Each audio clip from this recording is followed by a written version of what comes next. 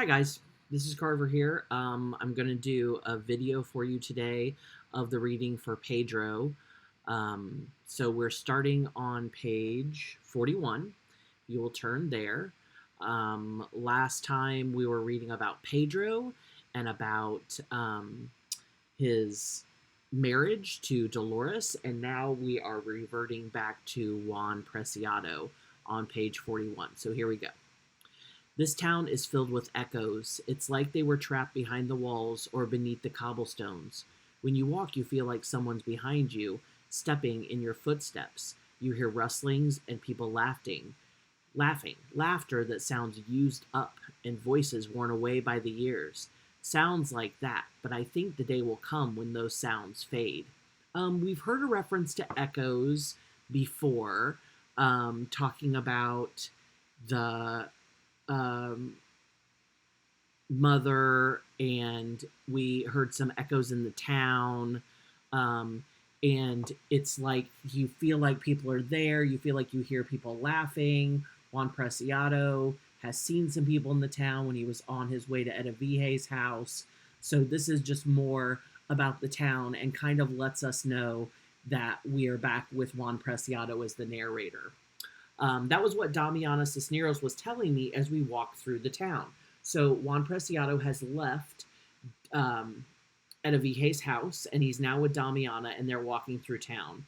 And she says to him, "There was a time when night after night I could hear the sounds of a fiesta. I could hear the noise clear out at the Media Luna. I would walk into town to see what the uproar was about, and this is what I would see. Just what we're seeing now. Nothing. No one. The streets as empty as they are now.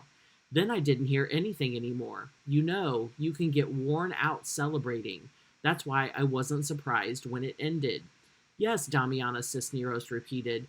"This town is filled with echoes. I'm not afraid anymore. I hear the dogs howling, and I let them howl. And on windy days, I see the wind blowing leaves from the trees when anyone can see there aren't any trees here. There must have been once. Otherwise, where do the leaves come from? And the worst of all is when you hear people talking and the voices seem to be coming through a crack, and yet so clear you can recognize who's speaking. In fact, just now as I was coming here, I happened upon a wake. A wake is like a kind of funeral. I stopped to recite the Lord's Prayer, and while I was praying, one woman stepped away from the others and came toward me and said, 'Damiana, pray for me, Damiana.' Her rebozo fell away from her face, and I recognized my sister, Sixtina. 'What are you doing here?' I asked her. Then she ran back and hid among the other women. In case you didn't know, my sister Sixtina died when I was 12 years old. She was the oldest. There were 16 of us, so you can figure how long she's been dead, and look at her now, still wandering through this world. So don't be afraid if you hear newer echoes, Juan Preciado." "Was it my mother who told you I was coming?" I asked. "No, and by the way, whatever happened to your mother?" "She died," I replied. "Died? What of?" "I don't really know. Sadness, maybe. She sighed a lot." "That's bad. Every sigh is like a drop of your life being swallowed up. Well, so she's dead." "Yes, I thought maybe you knew." "Why would I know? I haven't heard a thing from her in years." "Then how did you know about me?" Damiana did not answer. "Are you alive, Damiana? Tell me, Damiana." Suddenly, I was alone in those empty streets. Through the windows of roofless houses, you could see the tough stems of tall weeds and meager thatch revealing crumbling adobe. "Damiana," I called. "Damiana Cisneros." The echo replied, "Ana Neros, Ana Neros." "So, Damiana, dead or alive?" "Well, I would say she is dead, since she automatically disappears." Now, I will say this idea about the celebration and how the celebration keeps going on and that being an important moment in the town's history, I want you to mark that because that is going to make a big difference in this book. So make sure that you are marking that. So we've now seen Damiana, who we know took care of the Media Luna, took care of Juan Preciado when he was a baby, took care of Pedro's household in general, and now she has gone away. Okay, now we have a capital I here, so we'll have to see, do we switch narrators or not? I heard dogs barking as if I had roused them. I saw a man crossing the street. Hey, you, I called. Hey, you, came back my own voice. And as if they were just around the next corner, I heard two women talking. Well, look who's coming towards us. Isn't that Filoteo Arachiga? The very one. Pretend you don't see him. Even better, let's leave. And if he walks after us, it means he wants something of one of us. Which one of us do you think he's following? It must be you. Well, I figure it's you he wants. Oh, we don't have to run anymore. He stopped back on the corner. Then it wasn't either of us, you see. But what if it had been? What then? Don't get ideas. It's a good thing he didn't. Everyone says that he's the one who gets the girls for Don Pedro, which just missed being us. Is that right? Well, I don't want to have anything to do with that old man. Okay, so we are either one of two things: hearing about something that happened in the past from Pedro's perspective. So this is during Pedro's lifetime. They're talking about Pedro being alive, this man coming after them as girls who are walking down the street, and he's getting girls together for Pedro, who's an old man. Or Juan Preciado is experiencing this going on. Now, I will tell you, I'm going to guess it's Juan Preciado because of this, hey, you, I called, hey, you, came back my own voice. And he just hears two women talking. We don't actually see the women. They're just voices. So it sounds like it's still Juan Preciado. Turn the page. And they say, we better go. Yes, let's go home. So Don Pedro, as an old man, is actually gathering up. He has somebody go out and get him women, okay, for him to sleep with, for him to be with. Okay. Next section, again, a capital N, so we're guessing a new narrator or a new story. It says night, long after midnight, and the voices. Okay, this idea of voices going on makes us think we're in the ghost town again. So here we go. We're with Juan Preciado in the ghost town. I'm telling you that if we have a good corn crop this year, I'll be able to pay you. But if we lose it, well, you'll just have to wait. I'm not pushing you. You know I've been patient with you, but it's not your land. You've been working land that's not yours. So where are you going to get the money to pay me? And who says the land isn't mine? I heard you sold it to Pedro Paramo. I haven't been anywhere near him. The land's still mine. That's what you say, but everyone is saying it's his. Just let them say that to me. Look, Galileo, just between the two of us, in confidence, I like you a lot. After all, you're my sister's husband, and I never heard anyone say you don't treat her well. But don't try to tell me you didn't sell the land. I do tell you I haven't sold it to anyone. Well, it belongs to Pedro Paramo. I know that's how he means it to be. Didn't Don Folger come see you? No. Then you can be sure he'll be here tomorrow. And if not tomorrow, someday soon, then one of us will die, but he's not going to get his way in this. Rest in peace, amen, dear brother-in-law, just in case. I'll be around, you'll see. Don't worry about me. My mother tanned my hide enough to make me good and tough. Till tomorrow, then. Tell Felicitas that I won't be to dinner tonight. I wouldn't want to have to say later I was with him the night before he died. We'll save something for you in case you change your mind at the last minute. And receding footsteps sounded to the jingle of spurs. So, we have a man named Galileo talking to another man, and they're talking about some property that this man says he owns, that the other man tells him, no, it's Pedro's now, didn't you sell it to him? And he says, no, I didn't sell any land to Pedro. This reminds us of another guy that he stole property from. You remember the story about, his name was Toribio Aldrete, the one who got hung in Hedvig's house, that put up some fences around some property next to Pedro's, and Pedro said his boundary lines were wrong, and when he wouldn't accept that, he just killed him. So now we have another instance where Don Folger, see, he mentions Don Folger's going to come see you, comes to, this is a new person, another man, and again, they are stealing up land for Pedro, making the Media Luna even bigger. Okay, now we have a shift. Now, this is a big shift. I have written in my book, who is this man here? because it's very obvious from the very beginning here that this is a new storyline and somebody we have not heard from before. Okay? So just pay close attention and we'll see how it matches up with the rest of what we've been watching. Because up to now, what we've been reading so far today, this has all been Juan Preciado walking through town, hearing the ghosts in the background. Okay, so tomorrow morning at dawn, you're coming with me, Chona. I have the team hitched up. And what if my father has a fit and dies, as old as he is? I'd never forgive myself if something happened to him because of me. I'm the only one he has to see that he takes care of himself. There's no one else. Why are you in such a hurry to steal me from him? Wait just a little longer. It won't be long till he dies. That's what you told me last year. You even taunted me for not being willing to take a chance, and from what you said then, you were fed up with everything. I've harnessed the mules, and they're ready. Are you coming with me?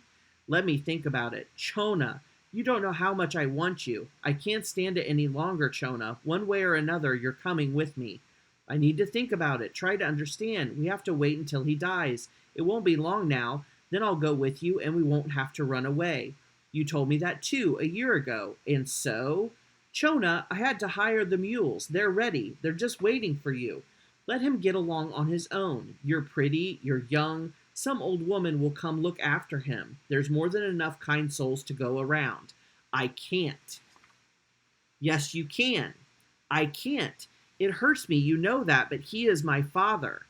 Then there's nothing more to say. I'll go see Juliana. She's crazy about me. Fine, I won't tell you not to. Then you don't want to see me tomorrow? No, I don't ever want to see you again. Okay, this story is a little strange in here. I don't think either one of these people are necessarily main characters in the story. The man really could have been anybody, but it sounds like he's trying to leave town, and he wants to take a woman with him, but the woman's father won't let her go with him. Who the man might be?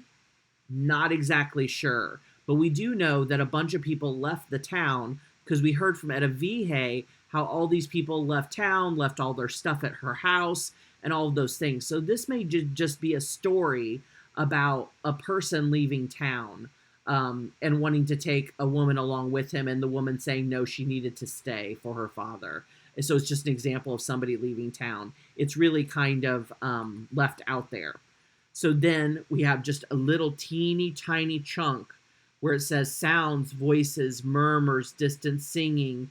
My sweetheart gave me a lace-bordered handkerchief to dry my tears. High voices as if it were women singing. So again, ghost town. We're hearing stories. We're hearing little stories from different people that have been in the town. And this is back. We are back with Juan Preciado. I watched the carts creaking by, the slowly moving oxen, the crunching of stones beneath the wheels, the men seeming to doze. And then we have the italicized writing, okay? And we know this comes from the mother, right? From Dolores telling him stories about Comala. And she describes Comala. Every morning early, the town trembles from the passing carts. They come from everywhere, loaded with niter, ears of corn, and fodder. The wheels creak and groan until the windows rattle and wake the people inside. That's also the hour when the ovens are opened and you can smell the new baked bread. Suddenly it will be thunder and rain, maybe spring's on its way. You'll get used to the suddenlies there, my son. So he hears the carts and it reminds him of this memory of his mother, of her telling him about all the carts coming to town. This is an example of like commerce and village that is full of food and people selling food and just people in general. Well, he hears carts, but he doesn't see any people. So then he says, empty carts, churning the silence of the streets, fading into the dark road of night and shadows, the echo of shadows. So more echoing, murmuring, these things that keep happening over and over again. And he says, I thought of leaving.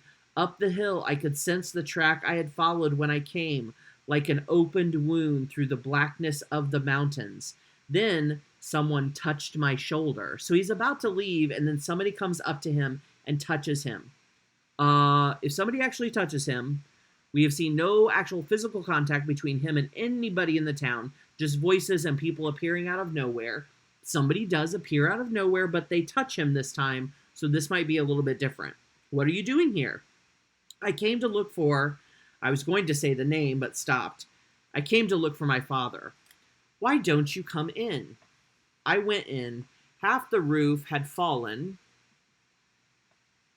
in on the house. The tiles lay on the ground, the roof on the ground, and then the other half were a man and a woman. Are you dead? I asked them. The woman smiled. The man's gaze was serious. He's drunk, the man said. He's just scared, said the woman. There was an oil stove, a reed cot, and a crude chair where the woman's clothes were laid, because she was naked, just as God had sent her into the world, and the man too. We heard someone moaning and butting his head against our door, and there you were. What happened to you? So many things have happened that all I want to do is sleep. That's what we were doing. Let's all sleep then. So he seems to have gotten into some kind of daze. He's hearing all these voices. He's kind of losing his mind a little bit. He's banging his head against what he thinks is a wall. It's actually a door. There's a man and a woman in there asleep, both naked. They come answer the door. They let him in to go to bed with them, to have a sleep. This is not sexual yet. Okay? So, and they actually seem like they might be real. When he says, "Oh, I think you're drunk." "Oh no, he's scared." So this is a little bit of a different conversation than the ones he's had with the dead people in the town. Okay. My memories began to fade with the light of dawn. From time to time, I heard the sound of words and marked a difference, because until then I realized the words I had heard had been silent. There had been no sound. I had sensed them, but silently, the way you hear words in your dreams. Okay, so he says something's different now in the town. He actually can hear people talking instead of, he said, there wasn't really any sound. He sensed the words he heard. He sensed the voices. He sensed the people. So now this woman and this man that he's talking to, I think we can assume that they're actually real. They're actually alive. They're the first live people he's come across in the town so far.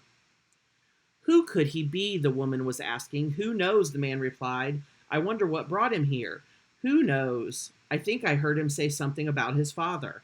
I heard him say that too. You don't think he's lost. Remember when those people happened by who said they were lost? They were looking for a place called Los Confines, and you told them you didn't know where it was. Yes, I remember, but let me sleep. It's not dawn yet, but it will be before long, and I'm talking to you because I want you to wake up. You told me to remind you before dawn. That's why I'm doing it. Get up. Why do you want me to get up? I don't know why. You told me last night to wake you. You didn't tell me why. If that's your only reason, let me sleep. Didn't you hear what the man said when he came? To let him sleep? That was all he had to say.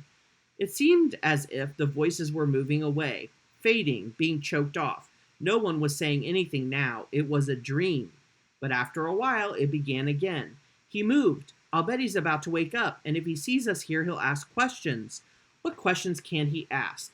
Well, he'll have to say something, won't he? Leave him alone. He must be very tired. You think so? That's enough, woman. Look, he's moving. See how he's tossing? Like something inside him was jerking him around. I know because that's happened to me. What's happened to you? That. I don't know what you're talking about. I wouldn't mention it except that when I see him tossing in his sleep like that, I remember what happened to me the first time you did it to me, how it hurt and how bad I felt about doing it. What do you mean it? How I felt right after you did it to me, and how whether you like it or not, I knew it wasn't done right. Are you going to start that again? Why don't you go to sleep and let me sleep too? You asked me to remind you. That's what I'm doing. Dear God, I'm doing what you asked me to. Come on. It's almost time for you to get up. Leave me alone, woman. The man seemed to sleep. The woman kept on scolding, but in a quiet voice. It must be after dawn by now, because I can see light. I can see that man from here, and if I can see him, it's only because there's enough light to see. The sun will be up before long. I don't need to tell you that. What do you bet he's done something wrong, and we took him in? It doesn't matter that it was only for tonight. We hid him, and in the long run, that will mean trouble for us. Look how restless he is, as if he can't get comfortable. I'll bet he has a heavy load on his soul. It was growing lighter. Day was routing the shadows, erasing them. The room where I lay was warm with the heat of sleeping bodies. I sensed the dawn light through my eyelids. I felt the light. I heard. He's thrashing around like he's damned. He has all the earmarks of an evil man. Get up, Donus. Look at him. Look how he's writhing there on the ground, twisting and turning. He's drooling. He must have killed a lot of people, and you didn't even see it. Poor devil, go to sleep and let us sleep. And how can I sleep if I'm not sleepy? Get up then and go somewhere. You won't be pestering me. I will. I'll go light the fire, and as I go, I'll tell what's-his-name to come sleep here by you, here in my place. You tell him that. I can't. I'd be afraid to. Then go about your work and leave us alone. I'm going to. What are you waiting for? I'm on my way. I heard the woman get out of bed. Her bare feet thudded on the ground, and she stepped over my head. I opened and closed my eyes. Now, a couple of things about this conversation between the man and the woman. She does reference the fact that Juan Preciado is sleeping on the floor in their little hut place that's missing a roof, and it's just tragic and horrible. There's a cot, there's a chair, there's nothing much there. They're obviously incredibly poor. And she says he's thrashing around in his sleep as if something is driving him crazy. And she says it reminds her of how she felt after this man did it to her for the first time. She is actually talking about sex. That is true. And she says how I felt after you did it to me, and how whether you like it or not, I knew it wasn't done right. Okay. This is at the top of page 49. This is not actually about this man being good or being bad at sex. That's not what it has to do with. We will learn more about this a little bit later. But there's definitely something wrong with Juan Preciado. She mentions that it sounds like he has a heavy load on his soul. Right here in the middle of the page, a little bit further down, he's thrashing around like he's damned. So we have all these references to something being wrong with Juan Preciado in the eyes of this couple who happen to be alive. And this is just basic bickering, and her wanting to wake the man up because the man told her to wake him up. Okay, so nothing that exciting. Okay. When I opened them again, here we are back to Juan Preciado laying on the floor, sleeping in this house of this man and woman. When I opened them again, the sun was high in the sky. Beside me sat a clay jug of coffee. I tried to drink it. I took a few swallows. It's all we have. I'm sorry it's so little. We're so short of everything, so short. It was a woman's voice. Don't worry on my account, I told her. Don't worry about me. I'm used to it. How do I get out of here? Where are you going? Anywhere. There's dozens of roads. One goes to Contla, and there's another one comes from there. One leads straight to the mountains. I don't know where the one goes you can see from here. And she pointed past the hole in the roof, the place where the roof had fallen in. The other one down there goes past the Media Luna, and there's still another that runs the length of the place. That's the longest. Then that may be the way I came. Where are you heading? Towards Sayula. Imagine, I thought Sayula was that way. I always wanted to go there. They say there's lots of people there. About like other places. Think of that, and us all alone here, dying to know even a little of life. Where did your husband go? He isn't my husband. He's my brother, though he doesn't want anyone to know. Where did he go? I guess to look for a stray calf that's been wandering around here. At least that's what he told me. How long have you two been here? Forever. We were born here. Then you must have known Dolores Preciado. Maybe he did, Donis. I know so little about people. I never go out. I've been right here for what seems like forever. Well, maybe not that long, just since he made me his woman. Ever since then, I've been closed up here because I'm afraid to be seen. He doesn't want to believe it, but isn't it true I would give anyone a scare? She walked to stand in the sunlight. Look at my face. It was an ordinary face. What is it you want me to see? Don't you see my sin? Don't you see those purplish spots? Like impetigo, I'm covered with them. And that's only on the outside. Inside, I'm a sea of mud. But who's going to see you if there's no one here? I've been through the whole town and not seen anyone. You think you haven't, but there's still a few people around. Haven't you seen Filomeno or Dorotea or Melquiades or old Prudencio? And aren't Sostenes and all of them still alive? What happens is that they stay close to home. I don't know what they do by day, but I know they spend their nights locked up indoors.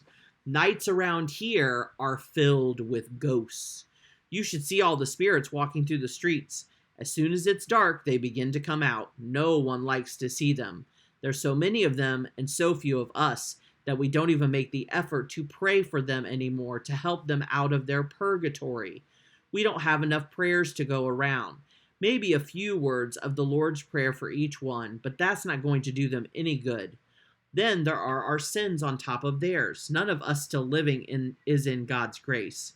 We can't lift up our eyes because they're filled with shame, and shame doesn't help. At least that's what the bishop said. He came through here some time ago giving confirmation, and I went to him and confessed everything. I can't pardon you, he said. I'm filled with shame. That isn't the answer. Marry us. Live apart. I tried to tell him that life had joined us together, herded us like animals, forced us on each other. We were so alone here. We were the only two left, and somehow the village had to have people again. I told him now maybe there would be someone for him to confirm when he came back. Go your separate ways. There's no other way. But how will we live? Like anyone lives. And he rode off on his mule, his face hard, without looking back, as if he was leaving an image of damnation behind him. He's never come back, and that's why this place is swarming with spirits, hordes of restless souls who died without forgiveness, and people would never have won forgiveness in any case, even less if they had depended on us. He's coming, you hear? Yes, I hear. It's him. The door opened. Did you find the calf? She asked. It took it in its head not to come, but I followed its tracks and I'll soon find where it is. Tonight I'll catch it. You're going to leave me alone at night? I may have to, but I can't stand it. I need you here with me. That's the only time I feel comfortable, that time of night. But tonight I'm going after the calf. I just learned, I interrupted, that you two are brother and sister. You just learned that? I've known it a lot longer than you, so don't be sticking your nose into it. We don't like people talking about us. I only mentioned it to show I understand, that's all. Understand what? The women went to stand beside him, leaning against his shoulder, and repeated in turn, You understand what? Nothing, I said. I understand less by the minute, and added, All I want is to go back where I came from. I should use what little light's left of the day.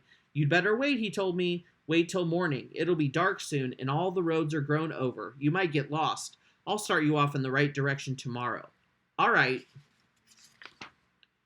Okay, so let's talk a little bit about this conversation that Juan Preciado has with this woman. Okay, so turn back to page 51. So they're talking about the...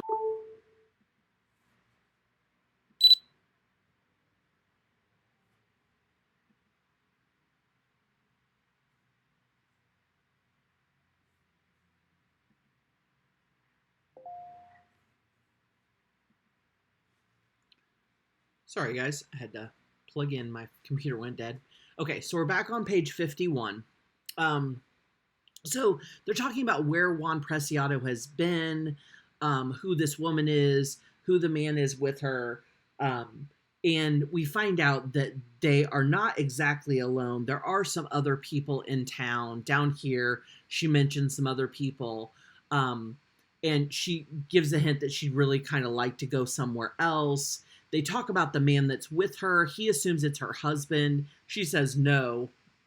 He's her brother, though he doesn't want anyone to know. Well, he doesn't want anyone to know because they're living together like a man and a woman who are married.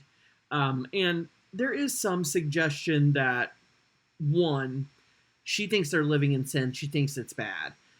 He made me his woman. Ever since then, I've been closed up here because I'm afraid to be seen because of her sin. She even thinks it takes physical form. She thinks people can see it in her face. She thinks there are purple spots all over her face, and inside she's a sea of mud, of just like dirt, sloshy, nasty stuff because of what's been going on between her and her brother. However, there is also some suggestion that there isn't much of a choice. Like, there's nobody left in town, so who else is she going to be with? And they start to talk about the ghosts. We'll get back to the brother and sister in just a second in their conversation.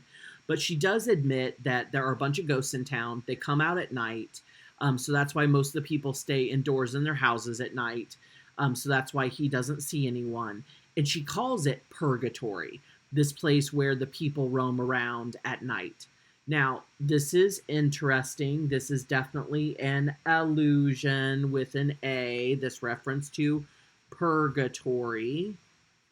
Okay, so I'm writing allusion next to that. We talked a little bit at the beginning of the book about the idea that as Juan Preciado comes into town, he's walking down the hill, and there are references that sound a lot like Dante's Inferno, which describes hell. And the Catholic Church adopted a lot of these ideas. One of those ideas happens to be this idea of purgatory, where people get stuck in between heaven and hell.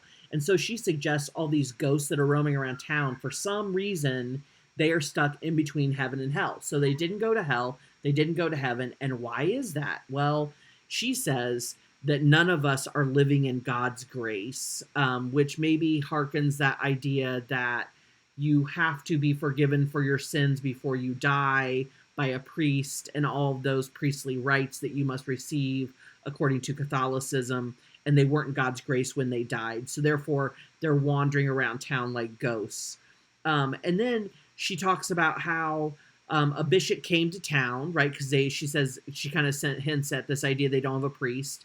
So the bishop came to town to do confirmations, to do confessions, and she asks him to forgive her for what she and her brother are doing. She says she's filled with shame. And he says, well, I can't forgive you for that. I mean, the Catholic Church very much believes in order to forgive you for a sin, you have to say, I'm going to try not to do it anymore. And she wants to continue living with her brother. She even asked him to marry them. And she's like, how else would there be new people in town? Somebody has to have sex and make babies. And she's like, we're so alone here. What did you want us to do? And he says, no, you are damned. And when he leaves, it's as if he was leaving an image of damnation behind him. So he leaves with all the ghosts still roaming around, nothing fixed in the town, nothing good going on there. The man comes back, says he's going to go look for the calf that night. Juan Preciado suggests that he'd like to leave. And he says, I love it when he says, I understand that you and your sister, like, whatever, dude, like, I don't really care. And he says, you understand what? He says, nothing. I understand less by the minute. He's so confused. All I want to do is go back where I came from. I should use what little light's left of the day. So the whole day has gone by, this talking with this woman. And now we're back to the nighttime. And he says, oh, you better wait until the morning. It's going to be dark soon. And I'll take you there tomorrow morning. And there's also a suggestion in here that he's going to be gone that night. And the woman's going to be lonely. So she's going to ask Juan Preciado to sleep in the bed with her. And that's kind of where we end on page 53. So now it's nighttime. Juan Preciado is going to stay there. They're going to guide him out of the town the next day. And that is the end of today's reading. Yeah, that's all. So give me a shout if you need anything. But we have 2 weeks. We're going to finish up this book. We're halfway through. But we're about to get into a really interesting part where we're going to hear a lot more about Pedro's life. So, goodbye. Have a great day. Enjoy the sunshine.